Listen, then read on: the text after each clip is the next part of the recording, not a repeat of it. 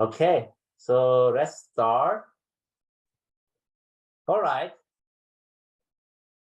Good morning, afternoon, evening. Hola, hello, bonjour, hola. Ni hao, konnichiwa, 안녕하세요, and hello all. Welcome and thank you, SynBYSS people, for joining us.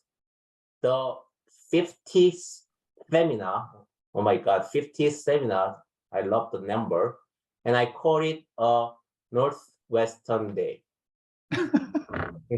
Right, why not? So yesterday was my mom's birthday, but I couldn't go to Korea, and so I want to say happy birthday again, Mom. And instead, I came back from a seminar trip, and many researchers in foreign countries have additional challenges, including homesick, language barriers, often discrimination, but especially discrimination and harassment prevails, I believe, in United States, giving more challenges to international scholars and people of color, and especially also female researchers.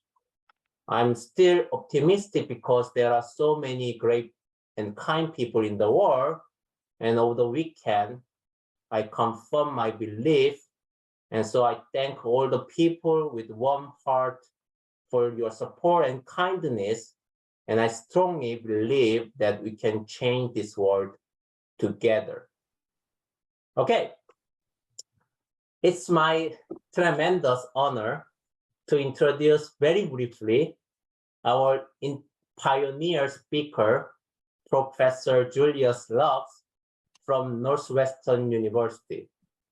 He does not need any introduction because we all know him. He is a pioneer in RNA synthetic biology, contributing to establishing the field when most people, including myself, focused on protein-based genetic circuit building. In fact, he convinced me to start RNA engineering for the first time 10 years ago. He recently expanding his research into cell-free systems and diagnostics. I feel like I'm always following his directions, as I also started some cell-free work recently. So Julius, thank you for your time and pioneering, effort in new direction and support for young researchers and your contribution to the multiple field. So virtual podium is all yours. And thank you again. Well, thank you, Tae-suk, for all the hard work that you have put into this series. It's a true treasure for the field. And I'll echo your statement. I think we can improve the world together. And you've done a great job by highlighting the people that need to be highlighted. So it was an amazing introduction, a little too kind. I'm going to tell you a little bit about my personal journey to here, and the too long didn't read, as it's not a smooth path. But before I do want to share a little bit about where I'm at right now, which is Northwestern, and hopefully this slide is going to show up. I'm sitting at the Northwestern Center for Synthetic Biology. So if you hadn't heard of us, we have a nice concentration of about 20 core faculty with a lot of different programs.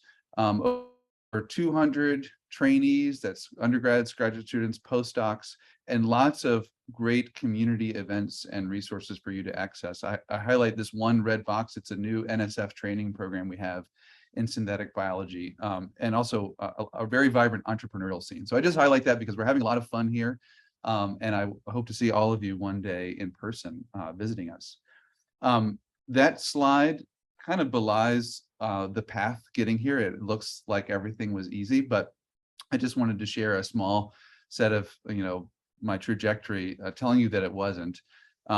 Starting in grad school, I was transitioning from chemistry that I did my undergrad degree in, and I really wanted to become a theoretical physicist, but it was a hard transition to make, and in fact, it was so hard that I almost dropped out the first year of grad school because it was too hard for me to do. But I learned an important lesson that, I probably wasn't going to be the best theoretical physicist in the world, but what I could do instead is I could become best friends with the best, and they could teach me. And that's when I really started to value community in helping us all succeed together.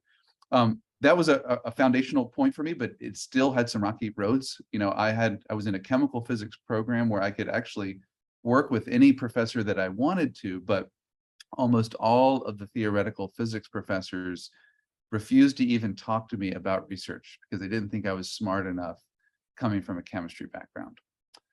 I was lucky, though. There was one professor, David Nelson, who I eventually did my PhD with, who really valued my chemistry background, because apparently physicists are afraid of thinking about molecules, and I wasn't, since I was a chemist. And he was actually the first person to introduce me to RNA as something cool to study. And I think my take home from that experience is that he recognized in me a unique part of my background that I could leverage to look at problems differently. And it's something that I've been trying to do ever since.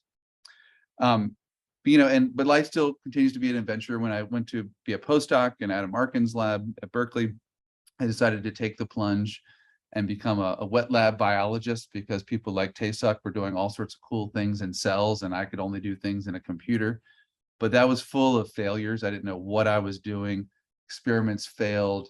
It was years before something started to work. But what I learned from that experience was to really embrace the failure and learn from it. And it was actually a very thrilling time, frustrating at first, but once I overcame the frustration, I realized that failure was actually one of the quickest ways to learn, to the point where nowadays I tell everyone in my lab, and it's a kind of a personal philosophy, to try to fail fast, because you're going to learn more and have fun. So it's been a trying time for me, and hopefully just sharing a little bit of, I got many more stories about the difficulties, but sharing a little bit of that helps you see that not everything is easy, but you can embrace those challenges and really overcome them with support of others. I've got one more slide that just summarizes this in case you missed those. So three important lessons. Be best friends with the best. They're going to help you in your journey. Number two, leverage your unique way of seeing the world. I have background in chemistry, physics, biology, and we use all of those in the research that we do, and it helps us see problems differently. And then finally, fail fast to learn fast, because it's the most fun. So I'm really excited to hear from Boya today, and thank you so much, Tae-suk, for inviting me. Oh my goodness. I mean, you and I share common philosophy. That is actually I also kind of always emphasize to young people. I mean, I really love, when you said fail fast. I'm saying a little bit differently. I said fail miserably when you are young. That you learn a lot. I'm seriously thinking that is the best lesson. And also, of course, the being friend with the best, that is another one. So I lucky enough to be, or got to know you early enough when I start my position, and then I start to do RNA. I'm completely protein guy, and then you just transform me into RNA guy, and then I love it right now, actually. So thank you so much. Thank you, Tae-suk. That's amazing. All right, so now the main speaker of today with a longer introduction. So Dr. Boya Wang, now I heard she will move to Caltech this year later. But right now, currently a postdoctoral scholar at the University of Texas at Austin. Her research is very interdisciplinary at the interface of computer science, electrical engineering, biology, and chemistry. She engineers molecular systems that are able to execute molecular algorithms.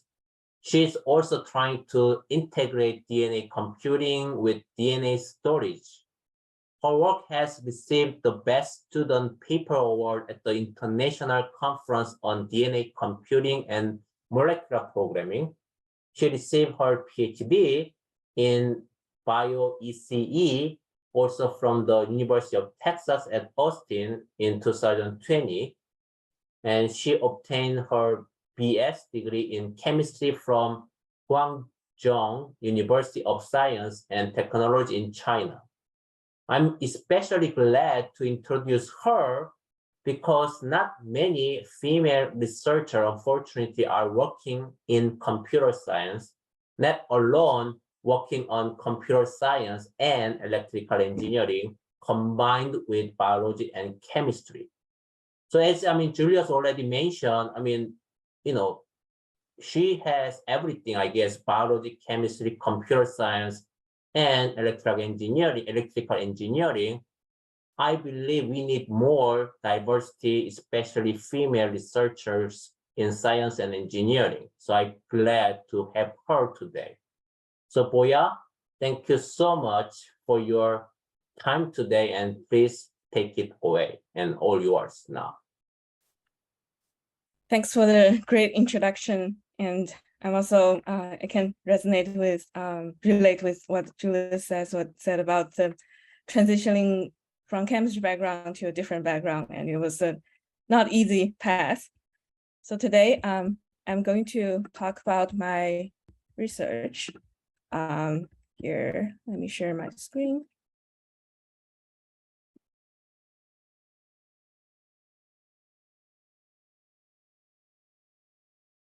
Can everyone see my slide? Okay.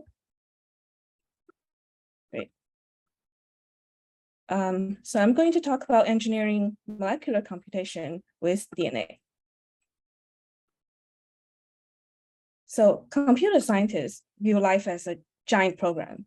Life starts from a single cell, which contains all the genetic information. The programs inside the cell decide whether it will live, metabolize, reproduce, or die, or change to different cells. And under the molecular program, a single cell becomes a human. Also, if we zoom in from a cell, there are plenty of molecular machines inside or outside of cells that execute their own programs. So inspired by nature, one may ask, can we rationally design molecular systems that can perform programmable behaviors?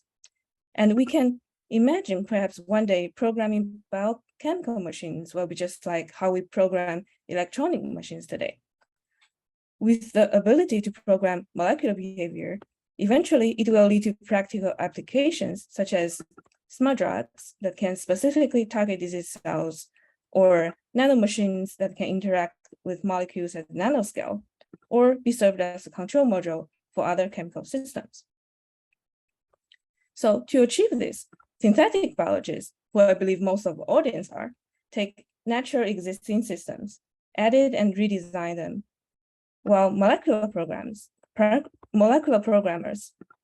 use DNA, RNA, and proteins as building blocks to engineer systems from bottom up. Specifically, my research is mainly focusing on DNA. So for notational convenience, we take the part of DNA that interact as a unit and draw it as a line. For example, the double-stranded region in this DNA molecule can be drawn like this, and a single-stranded region can be drawn like this. We also label those parts and call them domain. Those different numbers indicate DNA sequences that are different, and the stars means complementarity. So there are two kinds of domains. One is short, which is less than 8 nucleotides, we call it toehold, and the other kind is long domains, which are longer than 15 nucleotides. So now we have the notation. What kind of the behaviors do DNA have? So first, binding between short domains is weak, so that they can bind, but since the bonds are weak, they can also dissociate. Then binding between long domain is strong. If we have two complementary strands that are long, so then they can strongly bind together. Then we have the most powerful mechanism, strand displacement reaction. Strand displacement reaction is a tool to exchange free-floating strands. So it happens if the system has a complex with an exposed toehold and the new strand complementary with one of the strands, so that this new strand can invade and binds to the toehold and displace another strand. So there's a short video from Microsoft explaining this process. Here the total binds, and then the invading strand trying to displace the pre-existing strand through a random walk process. Now it completes. So in strand displacement reaction, the invading strand and the displaced strand can be viewed as the input and output. By chaining these reactions, we can form long cascades with complex functions. So the simplest example is a translator cascade. So in each translator, there's one input and one output. And only when the input is added, the output will be produced. It is similar to the repeater component in electronic circuits. Translator system seems useless, but we can create OR circuit by translating different input signals to the same output signal. Here, this is a two-translator system that translates signal X to Y and then to Z. So in the presence of input, the total first binds with a fuel, and then the invading strand displaces an intermediate strand. The released strand serves as input to another fuel, and again, displaces output Y. And this process keeps going until the final output Z is released. Another example is an AND gate. An AND gate takes two inputs, X1 and X2, and only when both of them are present will the output Y get released. The system looks like this at the beginning. Then after we add inputs, they cooperatively interact with the first complex and displaces the intermediate strand, and then releases the output. We can also split the output to have two outputs, and it behaves similarly. Two inputs first release the intermediate strand, and the intermediate strand reacts with another complex to release two outputs. So you may wonder how we can detect the output. We have then reporter module. The reporter has two strands, and one strand is labeled by a quencher, and another strand is labeled by a fluorophore. So when the output is released, the output can react with the reporter and displace the strand labeled by quencher, so that the fluorophore and quencher is separated, and we can observe the signal. So strand displacement mechanism has been widely used as a building block to engineer molecular systems with programmable behaviors. Other than the example that I just shown as a toy examples, there are more complicated behaviors have been engineered. For example, the Boolean logic circuit that does square root computation, and it was made over 100 molecules in a test tube, or DNA neural network that can classify patterns, or a single amplifier that is able to take a small amount of molecule as input and generate a large amount of output signal. It can be used to detect small amount of molecules, or molecular walker that can walk along a pre-designed track. People have also tried to put small circuits into cells to interact with cell components. So I'll talk about two stories of my research, and they're all related to the powerful mechanism strand displacement. The first one is to understand and develop design principles for robust DNA computing systems. So in molecular systems, the behavior is usually characterized by kinetics. The ideal behavior is that when the output is supposed to produce, it can be generated at a fast speed. And when it is not supposed to be produced, it could be sequestered for a long time. But what actually happens is that output is usually produced at a slower rate, and sometimes the reaction cannot reach full completion. And so for the undesired behavior, which is force triggering, we call it leak. So to understand leak, first we look at the simplest translator system again. What we don't want to happen is that when there is no input, the output can what we don't want to happen is that when there's no input, the output can still be spuriously produced, and that is the leak that we're talking about.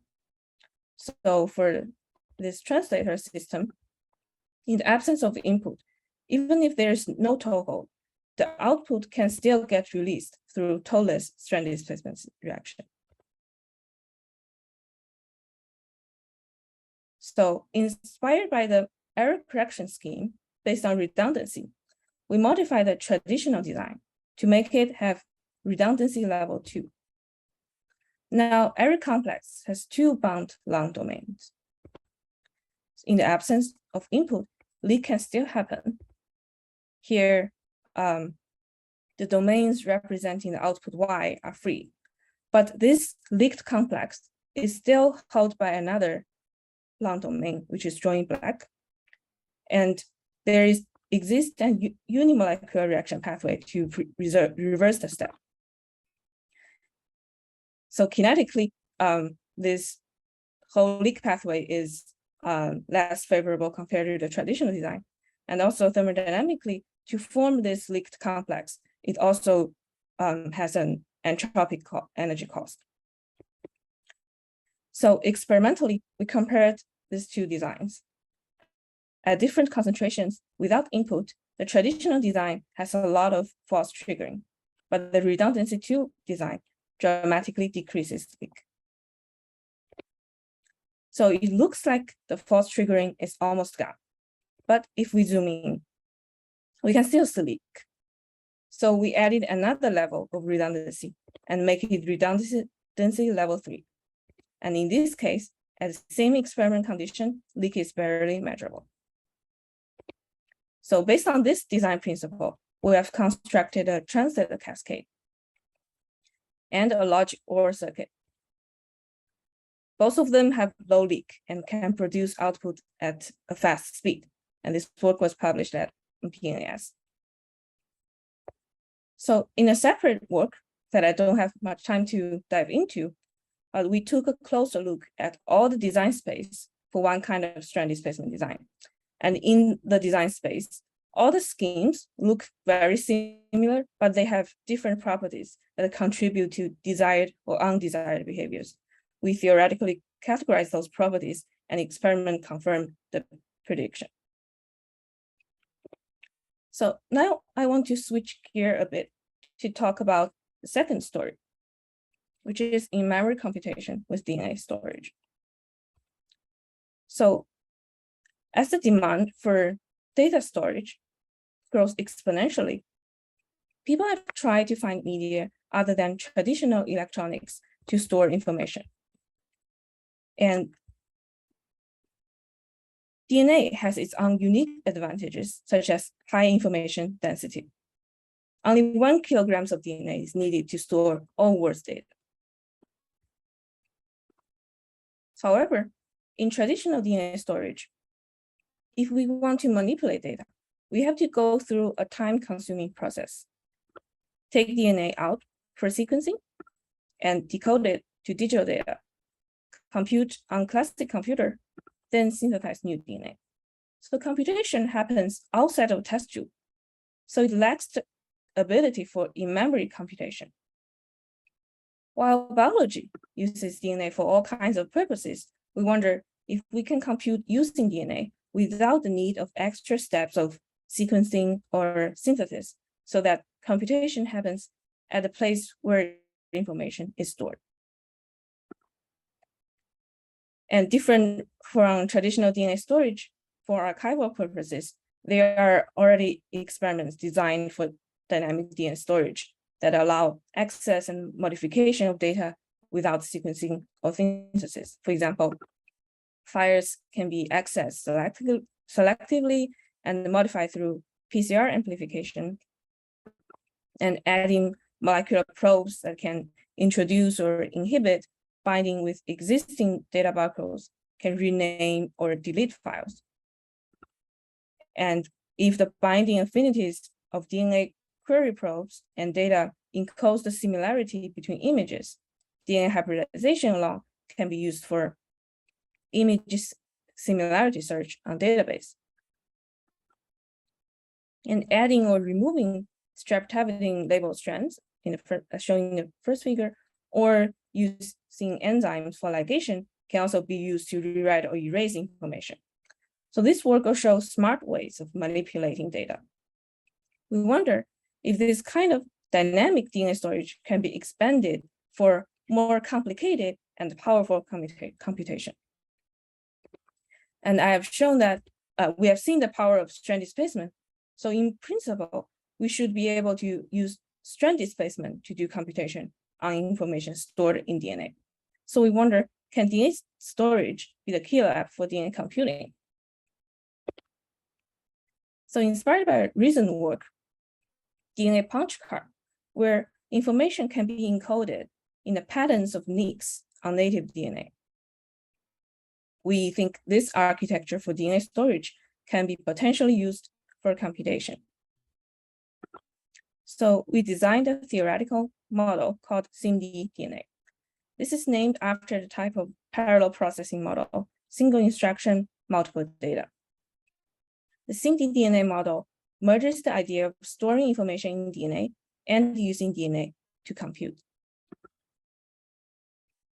So information is stored in the patterns of nicks and exposed regions on a multi-stranded complex. For example, 0 and 1 can be represented this way. And we call this a register. In solution, there could be many independent registers. They all share the same bottom strand sequences, but have different patterns of top strands. So each register stores a different string. Since they all share the same sequences, we can modify them at the same time. To do parallel computation, first, we attach those registers to magnetic beads, and then apply the single instruction multiple data programs. A program has a few instructions. At each instruction, we add a set of single strands to the solution at high concentration. The added strands interact with all possible registers through strand displacement mechanism to modify the data. Then we wash away unreacted strands or reaction waste. So we repeat this process until the program finishes. Here, the instruction strands are applied to all registers, but the outcome of each register is different, depending on the pattern of the top strands on that specific register. And this introduces two sources for parallelism. First, every register can get updated in parallel. Second, every bit of information in one register can be updated in parallel. So what can happen after we apply those instruction strands? In our model, we allow very simple reactions. Here, the registers are attached to the magnetic beads. The red strands are the red strand is the instruction strands. And when the instruction strands interact with the register, it can displace the pre-existing strand. And since the instruction strand is added at a high concentration, we view those reactions irreversible. And also the instruction strands can attach to the register. And here, in this case, the black strand is not falling off because it's bound by a strong domain. And we also allow cooperative displacement where two short instruction strands together displace a pre-hybridized strand. And we also allow some strands in the register can be pulled off by the instruction strand. This is also done through the mechanism of strand displacement. So all these reactions we allow are pretty simple. So what can the SynBYSS model do? In theory, we have algorithms for binary counting and simulating row one-time cellular automata, which is Turing universal. That is to say, any computable function can be designed with a SynBYSS algorithm through simulating row 110. And this work was presented at a DNA conference, and it won the best student paper award. In addition, other groups have also explored different algorithms, such as bubble sort and simulating a 3-symbol Turing machine. So all of this show that this model can potentially fit a broad range of algorithms. So how realistic is this model? We decided to run some programs in the lab. So I'll give an example of the binary counting programs. This is the encoding of 0 and 1. And we start from the state on top. And after one round of computation, we want to reach the state at the bottom. And I'm going to show some animation about how this goes. Here is the program.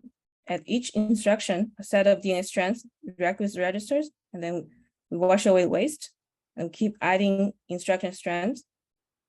Repeat this process. Now we get to the end. It's a pretty fast process. It has 7 pretty fast animation. It has 7 instructions. And after completing these 7 instructions, we modify the information. We apply the addition by 1 algorithm to the data in the register. So after computation, we need to read out the results. One high throughput readout method is next generation sequencing. The sequencing technique requires the product to be in a long continuous strand. So we have to ligate the nicks. However, if we directly ligate the nicks, we lose the encoded information and cannot differentiate 0 and 1. So we introduce mismatch at some strands as a secondary encoding to preserve the information. And then after ligation, the product can be PCR amplified and sent for sequencing. And for the amplification and sequencing part, I'll give a credit to Stella and collaborator Stella and Andy Ellington, who helped a lot on this process. So now we have a high throughput method for readout. What else do we need to scale up SynBYSS? So chemically synthesized DNA has a limited size and is error prone. Designing the sequences will eventually lead to the problem of running out of orthogonal domains.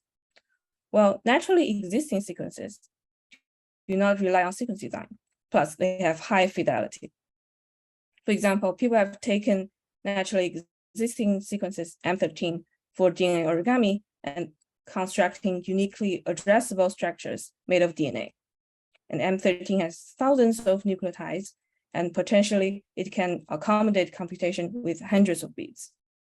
And on the other hand, strand displacement system is usually designed with 3-letter code. For example, ATC in one strand, ATG in another strand, to avoid potential secondary structures.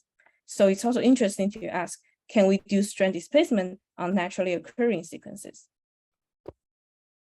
So instead of designing the sequences, we choose to take the naturally occurring sequences without too much sequence optimization. We still have the concern of secondary structure, so we took the M13 sequences and chose some random locations based on very simple criteria, such as eliminating areas with consecutive C's and G's to avoid synthesis errors or reduce the yield. And we don't allow 12 or more consecutive A's and T's so that the region does not have extremely weak bonds. And finally, we also avoid some regions that is known to contain strong hairpins. Then we design the registers inside those areas with different domain binding strength, and we vary the reaction condition for them.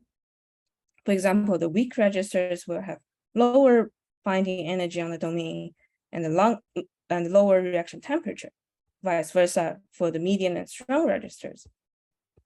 So we tried all those locations.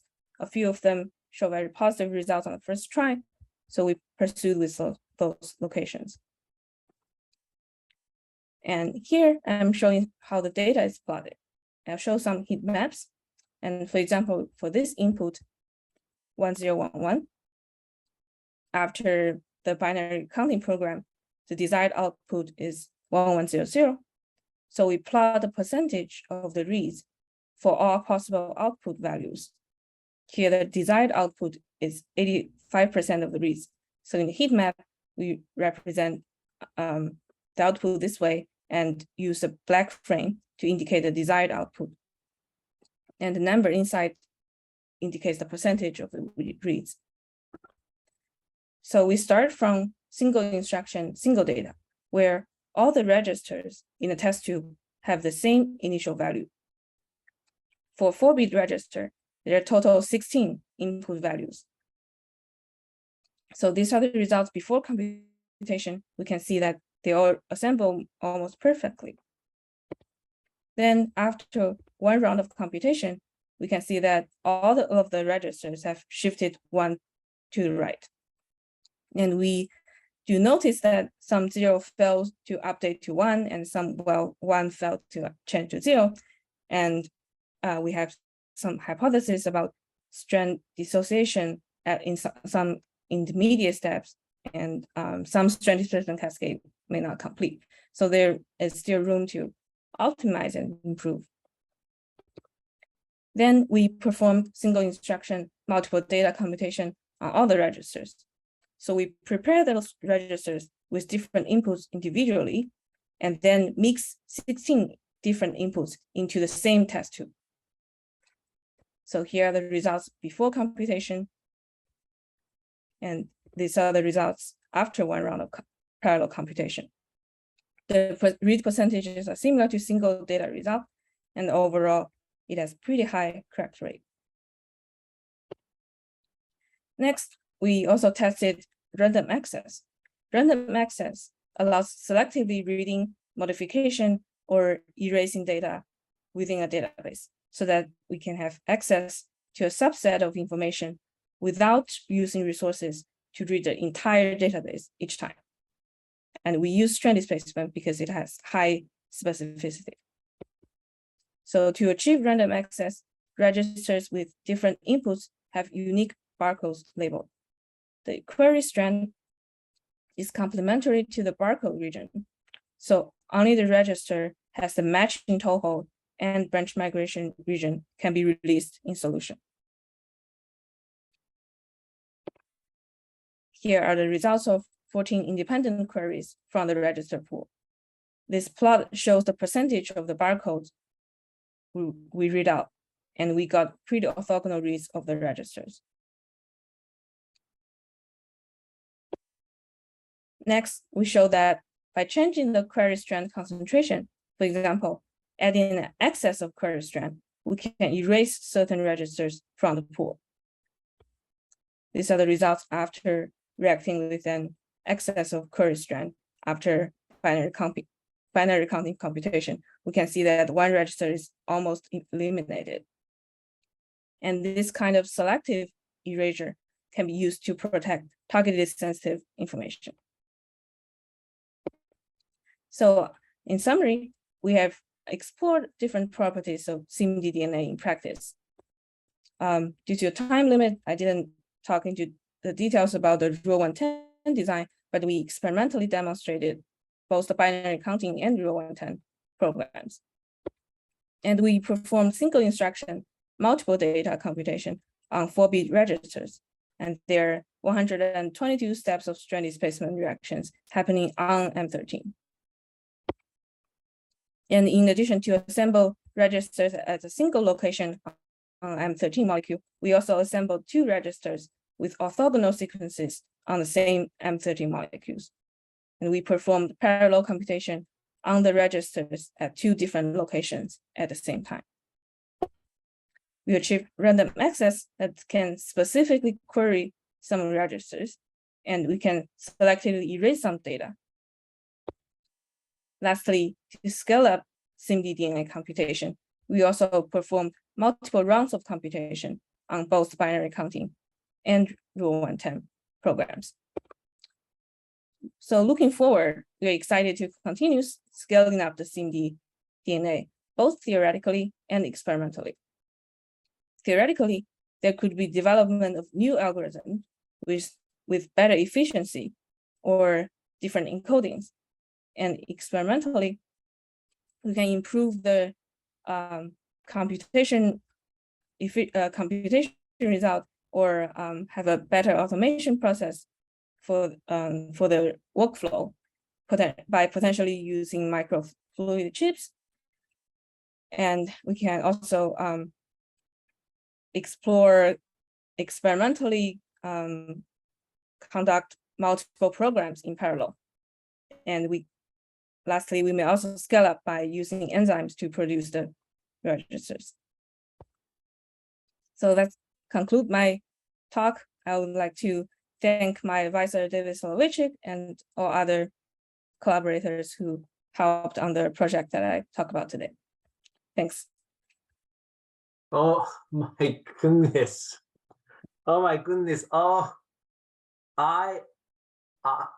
now I am so impressed by the sim application idea. It's amazing, amazing. I have a question, but I want to ask that question later because I already have question from audience. Oh, by the way, Julius, do you have any question because you need to leave soon? Oh, go ahead. I do. Thank you, Tae-suk, and thank you, Boya, for an awesome talk. My question, well, before I get to my question, I will say that we have used the first part of your talk on strategies to reduce leak and stuff is something that we use all the time in trying to use some of your DNA computation tricks in our diagnostic systems now. So it's finding a lot of uses in really cool places. And we, like you pointed out, have found it extremely important to control leaks so that you can have these diagnostic systems report accurately.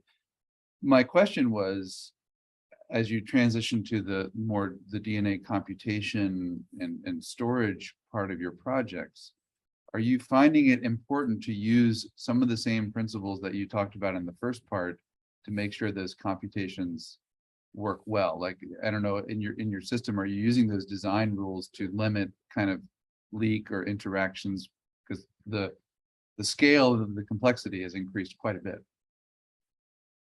So is your question about how, whether I have considered using the leak-list principles to the DNA, to the in-memory computation? Or do you have to? Like, if I remember correctly in your PNAS paper, there's kind of a few different tricks you can use with clamp domains and things like that to help control leak.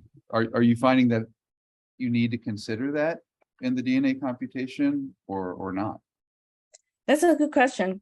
So for the SynBYSS DNA algorithm that we currently design, we didn't use that because not using that design is a straightforward and it's a very simple way to think about the programs.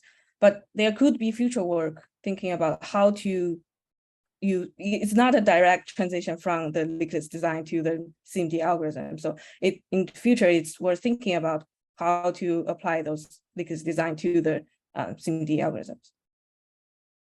Cool, thank you. So any other questions, Julius? That's all, thanks. Okay, so I will ask the question from audience. I have the two questions right now. So the first question is, what is the processing speed of such mechanical molecular computation systems? So currently, for one step of strand displacement, it's pretty fast. But when we scale it up, it takes hours to complete, and it takes hours to complete mostly because the concentration has to be kept low because of the leak problem that I talked about.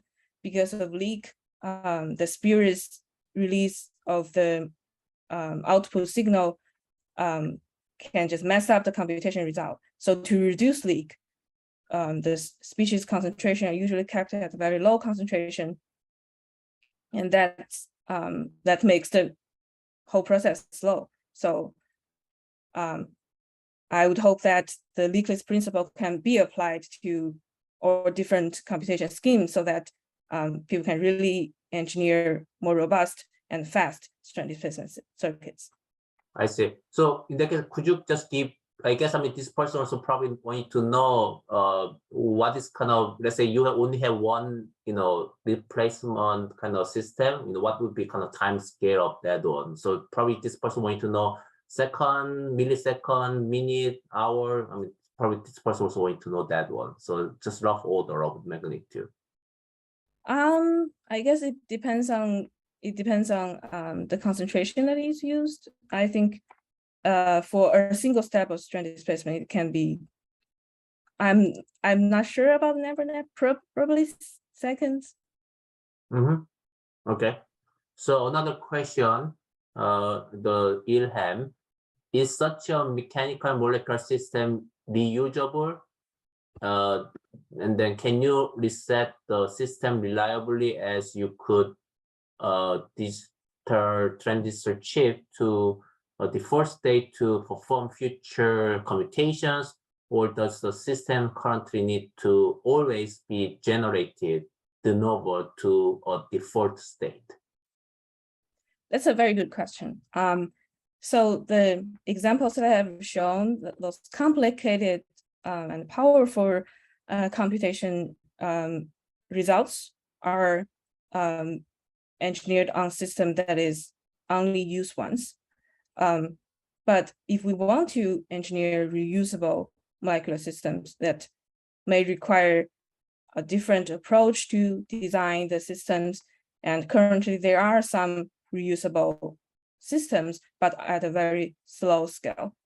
I believe some researchers are currently trying to explore the design principles to make those molecular systems reusable. Okay, let me double check before I ask my own question. Let me see if there's nothing in the chat. Okay, that covered. So I'll ask one question. So I'm always fascinated by this, strand, replacement kind of the technology. And my question is that I believe if your cohort mediated chain exchange is used in the cell, inside the cell, beyond the some work already demonstrated by Jim Collins' group and Peng Yin's lab, etc. I believe it would be very, very powerful, but still not many application intracellularly. So what is the real challenges and that limits its intracellular application? I just have some guess, but I just want to hear from you. I can think about, on top of my head, I can think about two challenges. One is DNA can get degraded, can get digested in cells. And so people have tried to explore ways to protect DNA from getting digested, but also preserve the strand displacement mechanism, such as using LDNA or etc. And another problem is in the cell where there are many components, it's not as a simple pure DNA system. There are many components in the cell, so there could be spurious interaction between molecules to other molecules that could affect the kinetics. Yeah. So the most of the application right now is in the cell, right? In vitro. And in the in vitro. You mean the, in vitro, in the cell free, right? Right. So my question was the demonstration done by the Jim Collins and Peng Yin's group is basically using RNA as sort of toehold, but only the one strand sort of replacement, because that they only have the whatever trigger RNA that kind of making whole system kind of open or close. And that's kind of the thing. I mean, I believe Julius also probably something about the toll switch, idea, but that is, I believe, the only application currently demonstrated. So your system is a DNA replacement, right? And then, but if we could expand that into RNA, because we could easily transcribe RNA in the Right. cell, and that Yeah. that would expand. I mean, huge opportunity, but also that would be very, very challenging and complicated, I believe. But Yeah. I just kind of throwing my random idea because I'm not the expert in that, those kind of exchange kind of network thing. Okay. Julius, do you have any other thing, any comment or any additional question before I close? I'm just looking forward to see what you're up to next at Caltech, Boya. Sure. Thanks. Okay, so if not, it's perfect because we have 5 minutes only. So I'll close. So thank all for joining and staying today. We'll meet again next week on September 15th, Thursday, the same time, the same Zoom link. We'll have Professor Mark Martin from UMBC and Dr. Ruchika Baja from India. Probably challenging time for her because that's not the ideal time because of time difference. As usual, the following follow-up informal chat will occur without recording. Please stay here if you are interested in chatting with today's speakers, and I'll promote you to panelists who could speak and show your handsome and pretty face. So thanks. I'll stop recording. Just give me 1 second.